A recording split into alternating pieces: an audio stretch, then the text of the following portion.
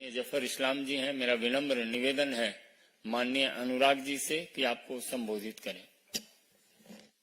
धन्यवाद संजय भाई। नमस्कार। जब नाश मनुष्य पर छाता है, जब नाश मनुष्य पर छाता है, पहले विवेक मर जाता है। मैं इसलिए कह रहा हूं क्योंकि इन इंडी गठबंधन वालों का विवेक मर गया है। अगर एक के बाद दूसरा इनका बयान सुनेंगे तो अब तो ये लगता है विवेक का मरना भी छोटी सी बात है। ये तो सनातन धर्म को मारना चाहते हैं, कुचलना चाहते हैं। कोई मोदी जी के टुकड़े टुकड़े करना चाहता है, कोई मोदी जी को एक से बाद दूसरी बड़ी गाली निकालना चाहता है। इनकी मोहब्बत की दुकान में इतना नफरत का सामान है कि नफरत की राजनीति आज सिर चढ़कर बोल रही है। सनातन को खत्म करने की होड़ लगी है। एक के बाद दूसरा बड़ा बयान उस तरफ आता है तो मोदी जी के लिए एक के बाद दूसरी बड़ी गाली निकालने के लिए कोई संकोच नहीं करता है। कल इनके एक ऐसे मंत्री ने अपनी पार्टी की महिला सांसद के सामने इतनी गंदी गाली निकालते हुए आपत्तिजनक भाषा में देश के प्रधानमंत्री और दुनिया के सर्वाधिक लोकप्रिय नेता के बारे में जो टिप्पणी की, जो शब्दों का प्रयोग किया, उसकी जितनी निंदा की जाए उतनी कम है। लोकतंत्र में ऐसी भाषा के लिए कोई स्थान नहीं है और दुनिया के सर्वाधिक लोकप्रिय नेता के लिए, देश के माननीय प्रधानमंत्री के लिए, 140 करोड़ की जनता के द्वारा चुने गए प्रधानमंत्री पर इस तरह की टिप्पणी करना ये आपत्तिजनक भी है, शर्मनाक भी है और इस पे माफी पूरे इंडी गठबंधन को मांगनी चाहिए। लेकिन घमंडियों का घमंड और अहंकार सिर चढ़ के बोल रहा है। एक बार भी खड़गे जी चुप करके बैठे रहे।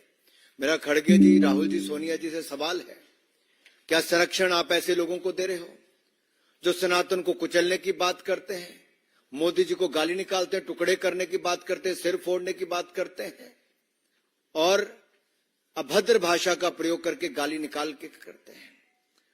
साथियों, इतिहास गवाह है, तैमूर से लेकर बाबर और औरंगजेब तक सबने सनातन धर्म को समाप्त करने की, जड़ से मिटाने का प्रयास किया।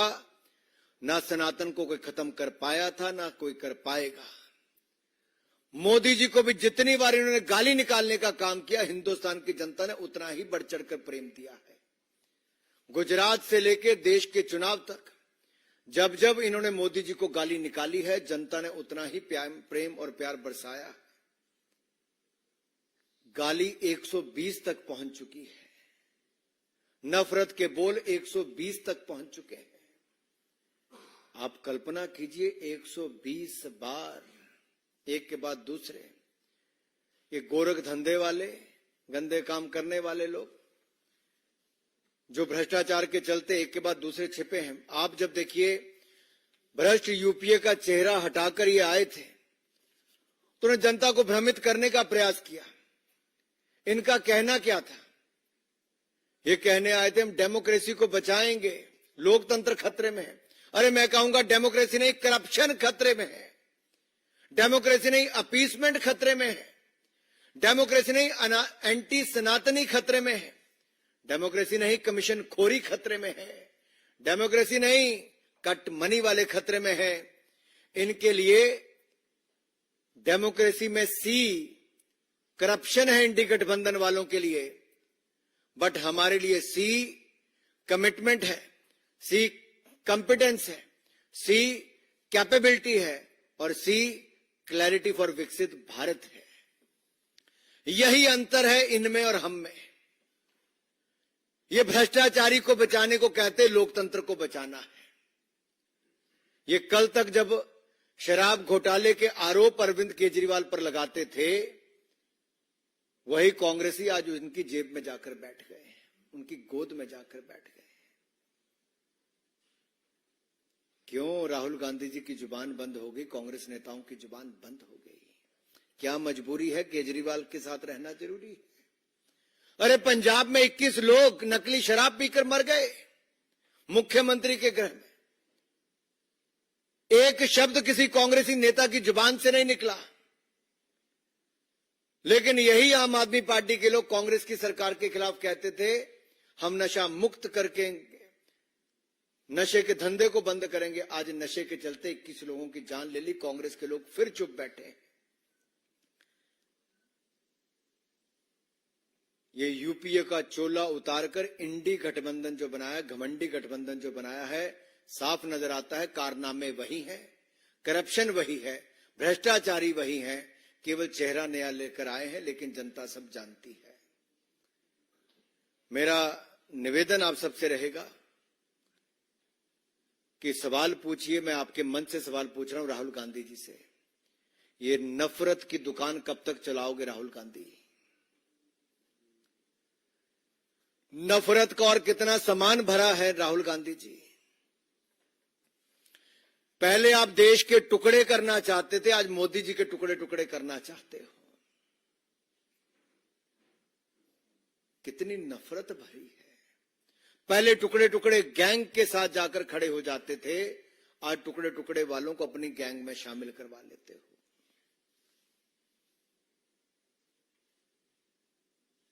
ये नफरत इस चुनाव में कांग्रेस की और इनके सहयोगियों की साफ दिख रही है।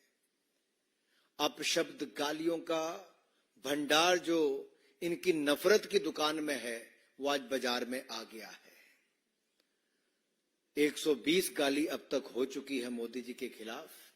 ये 420 करने वाले ना जाने कितनी गाली और निकालने के लिए तैयार हैं। जिनके पास ना नेता है, आज भी नेता ढूंढने की फिराक में है। नीति तो इनके पास कभी थी ही नहीं, और नियत में खोट पहले दिन से नजर आ रहा था। सो ना नेता है ना नीति है, और नियत में भी खोट है। धन्यवाद। मैं यही कहूंगा, इन्होंने अपना रूप तो बदला है, लेकिन साफ नजर आता है यूपीए का नाम बदला है, लेकिन बहरूपीए का असली चेहरा वही है। नफरत की दुकान, सिर फोड़ने का सामान, टुकड़े टुकड़े गैंग, ये सब इनके साथ है, जो मोदी जी को गाली के बाद गाली निकालते हैं, लेकिन जनता के मन में मोदी जी के प्रति प्यार ही प्यार है। भाई और बहनों, मैं इतना ही कहूंगा, वो चलाते रहे गालियों का पत्थर, वो चलाते रहे गालियों का पत्थर, पर मोदी जी बढ़ाते रहे भारत का स्तर। वो अपनी गाली बरसाते रहेंगे, हम भारत का स्तर बढ़ाते रहेंगे। बहुत बहुत धन्यवाद। कोई प्रश्न? विनीत टीवी 18। अरे भाई रुक जाइए। विनीत टीवी 18।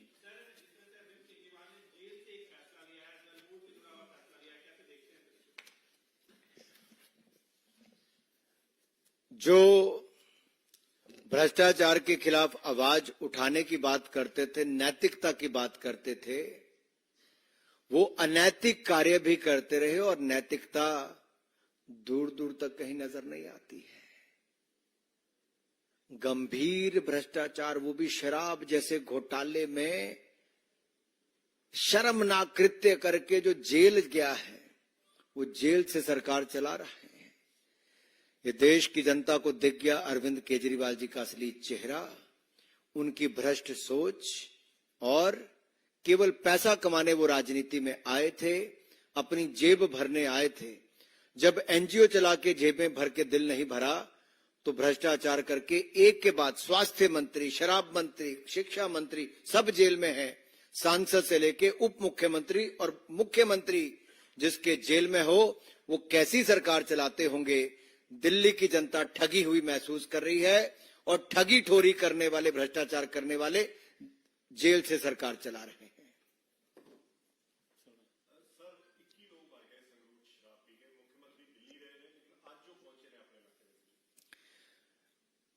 ਜਿਹੜੇ ਪ੍ਰਦੇਸ਼ 21 ਲੋਕਾਂ ਦੀ ਜਾਨਾਂ ਚਲੀ ਜਾਣ ਸ਼ਰਾਬ, ਨਕਲੀ ਸ਼ਰਾਬ ਪੀ ਕੇ,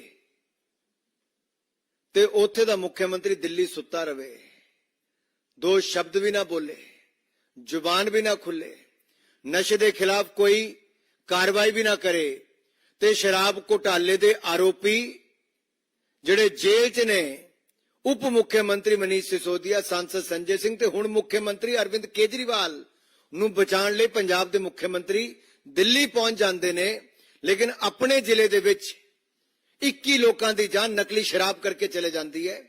ਨਸ਼ਿਆਂ ਦੇ ਵਪਾਰ ਨੂੰ ਵੱਧ ਚੜ ਕੇ ਸਮਰਥਨ ਮਿਲਦਾ ਹੈ, ਇਹਨਾਂ ਦੀ ਸਰਕਾਰ ਸੰਰक्षण ਦਿੰਦੀ ਹੈ ਤੇ ਇਹਨਾਂ ਦਾ ਪੰਜਾਬ ਦਾ ਮੁੱਖ ਮੰਤਰੀ ਦਿੱਲੀ ਆ ਕੇ ਸੁੱਤਾ ਰਹਿੰਦਾ ਹੈ, ਉੱਥੇ ਲੋਕਾਂ ਦੀ ਜਾਨ ਚਲੀ ਜਾਂਦੀ ਹੈ। ਸਵਾਲ ਇਹ ਹੈ ਕਿ ਸੁੱਤੀ ਸਰਕਾਰ ਪੰਜਾਬ ਦੀ ਤੇ ਜੇਲ੍ਹ ਤੋਂ ਚਲਦੀ ਸਰਕਾਰ ਦਿੱਲੀ ਦੀ, कि देश की जनता को मंजूर है? कल तक जो रिमोट कंट्रोल वाली सरकार कही जाती थी पंजाब से चलने वाली, वो पंजाब के मुख्यमंत्री भी दिल्ली आ गए। अपने राज्य में, अपने जिला में 21 लोग शराब पी के मर गए, नकली शराब पी के। ये दिखता है पंजाब की सरकार सोई है। पंजाब की सरकार में नशों के व्यापारियों को संरक्षण मिल रहा है। जो पंजाब में समर्थन मिल रहा है शराब घोटाले के मुख्य आरोपी किंग पिन अरविंद केजरीवाल को, हम तब भी कहते थे अरविंद केजरीवाल किंग पिन है, और आज ईडी ने भी कहा है अरविंद केजरीवाल किंग पिन है, और शराब घोटाले के किंग पिन आज जेल में है। लेकिन दुर्भाग्य यह है कि घमंड और अहंकार इतना कि जेल से ही सरकार चला रहे हैं। कुंदन सर, क्या संवैधानिक रूप से यह संभव है कि जेल से कोई आदमी सरकार चला ले? अरे सबसे बड़ी बात तो राजनीति में नैतिकता की है।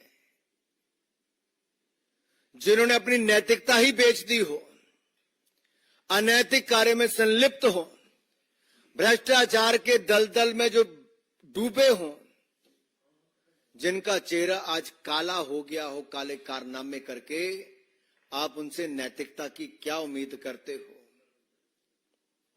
पीछे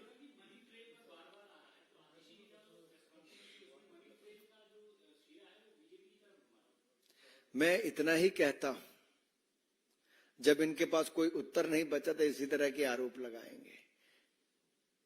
इनको जवाब देना है भ्रष्टाचार क्यों किया, ऐसी कौन सी मजबूरी थी कि शराब दलाली करनी जरूरी थी, ऐसी कौन सी मजबूरी थी कि साउथ के नेता से भी, वहां के व्यापारियों से भी करोड़ों रुपए की दलाली जरूरी थी, ऐसी कौन सी मजबूरी थी कि गली गली में शराब की दुकान खोलनी जरूरी थी, ऐसी कौन सी मजबूरी थी कि स्वास्थ्य के साथ साथ शराब की दलाली भी जरूरी थी। मोहित Sir, while we see that BJP is having marathon meetings for the CEC and most of the candidates have announced or they'll be announcing, but Congress is not able to find a candidate for Amethi and Raebareli, which are said to be the bastions of the Congress party. How do you see this? देश के सबसे बड़े राज्य और जहां से नेहरू गांधी परिवार की 4-5 पीढ़ियों को वोट मिलता रहा, वहां से चुनकर आते रहे, आज ये स्थिति कांग्रेस की हो गई है कि 80 सांसदों के राज्य वाला उत्तर प्रदेश में कांग्रेस को कैंडिडेट नहीं मिल रहा। नेहरू गांधी परिवार से भी कोई चुनाव लड़ने के लिए तैयार नहीं। ये अपने आप में दिखता है कांग्रेस की दुकान बंद होने को आ गई है। कांग्रेस मुक्त भारत की जो हम बात करते थे, उत्तर प्रदेश से उसकी शुरुआत हो चुकी है, और देश के अलग अलग राज्यों में जैसे राजस्थान, गुजरात, बाकी राज्यों में भी, हरियाणा, हिमाचल प्रदेश में पहले ही कांग्रेस की दुकान बंद हो चुकी थी। अब उत्तर प्रदेश में भी कांग्रेस 0/0 आने वाली है।